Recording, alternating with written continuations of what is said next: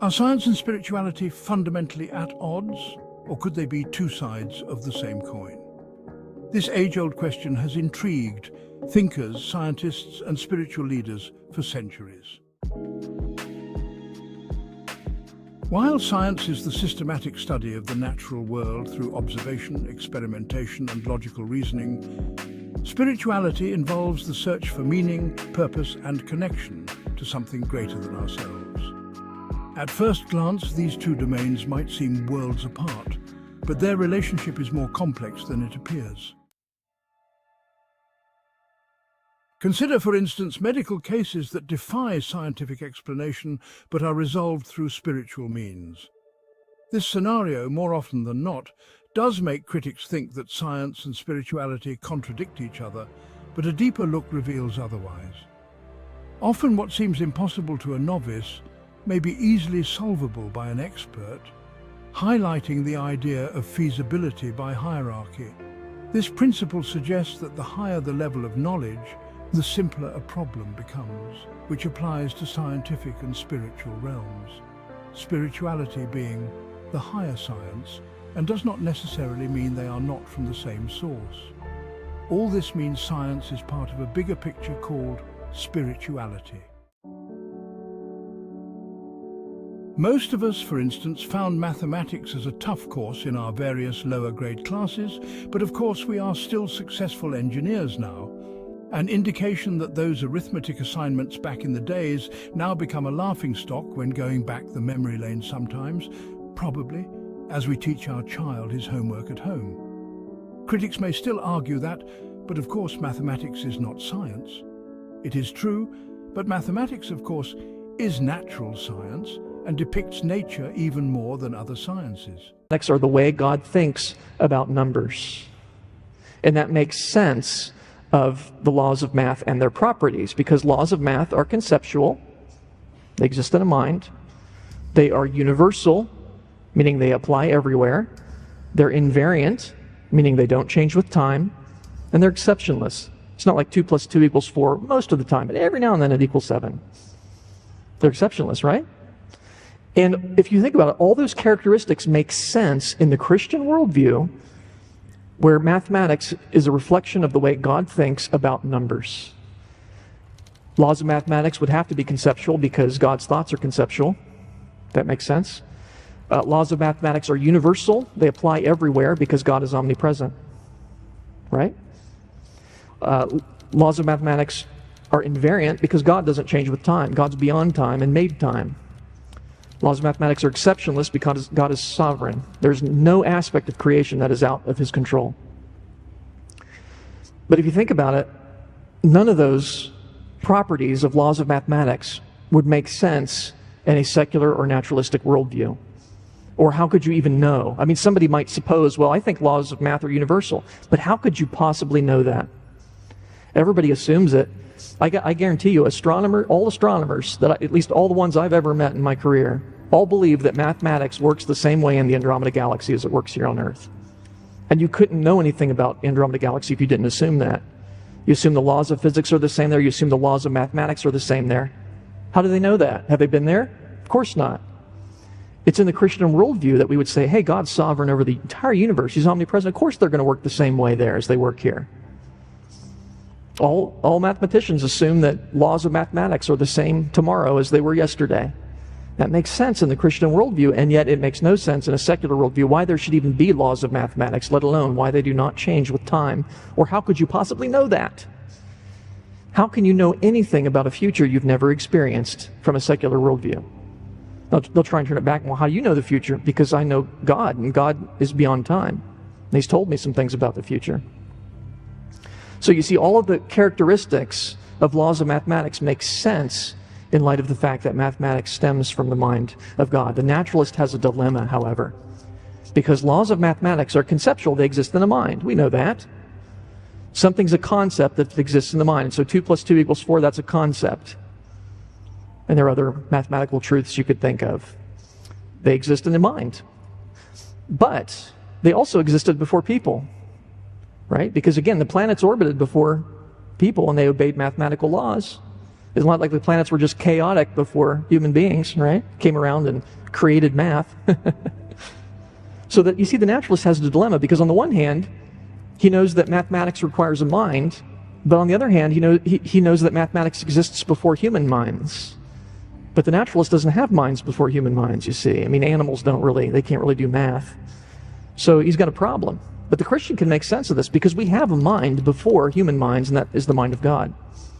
And the mind of God not only makes sense of laws of mathematics, but their properties as well. Their universal, invariant nature. Now, let's take a look at those images I mentioned earlier. Here, you can witness how the invisible becomes visible. This is where the concept of as above, so below truly comes into play.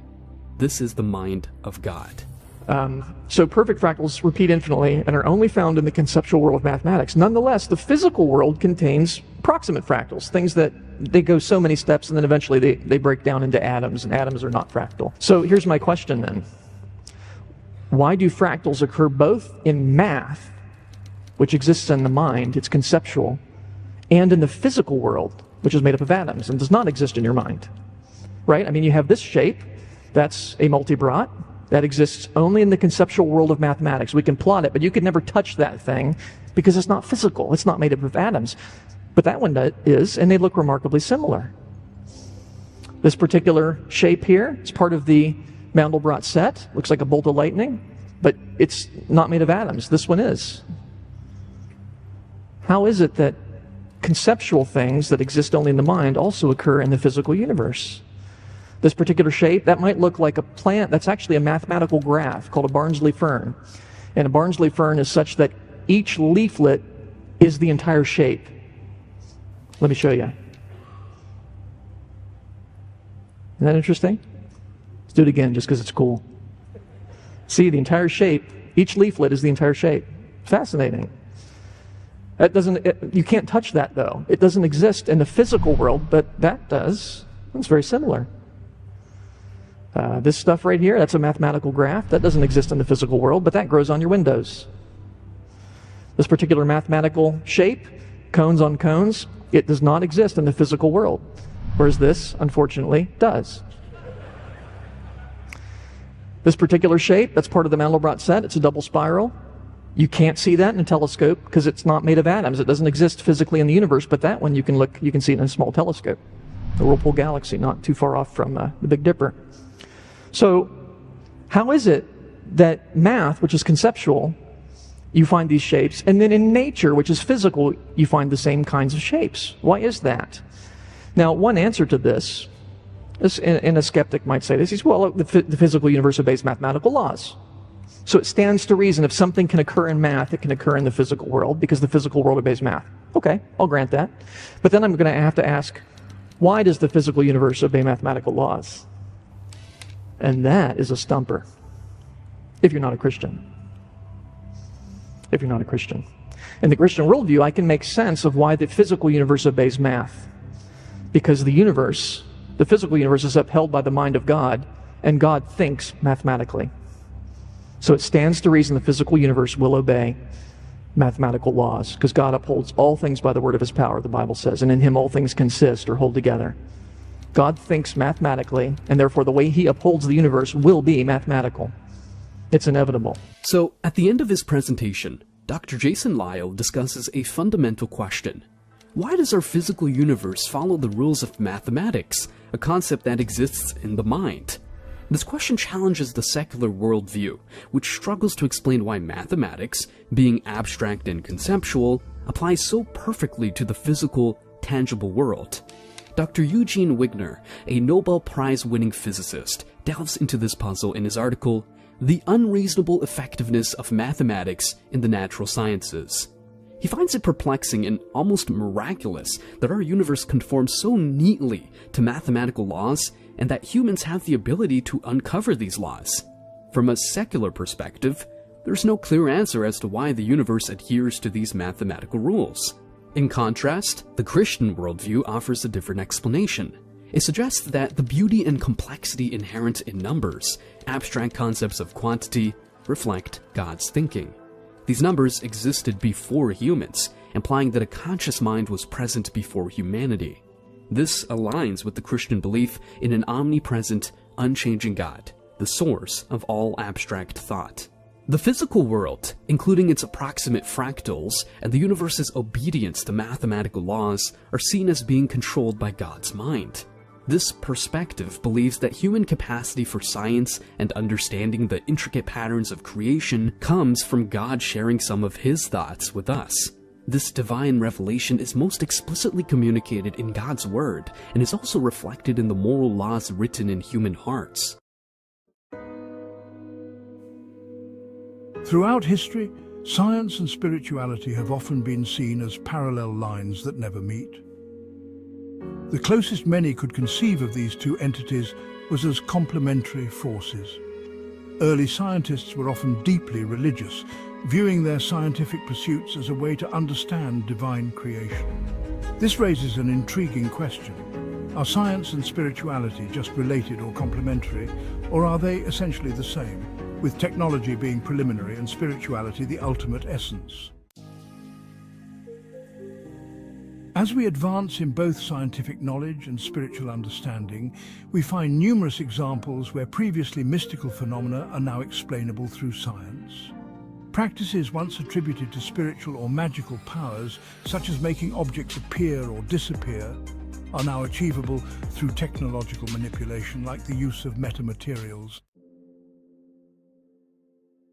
Interestingly, many scientists, once critical of spiritual beliefs, have come to embrace a form of spirituality as their understanding deepens. This suggests a metamorphosis in both fields, leading to a new societal framework where science and spirituality coexist and complement each other. If these two were not from the same source, they could not harmonize as seamlessly as they do. Darkness, after all, cannot complement light. Despite historical tensions, science and spirituality share common ground. Both contribute to our understanding of the world and our place in it. As we continue to explore both realms, we find that the knots between them are smoothing out, extending the unending rope of spirituality.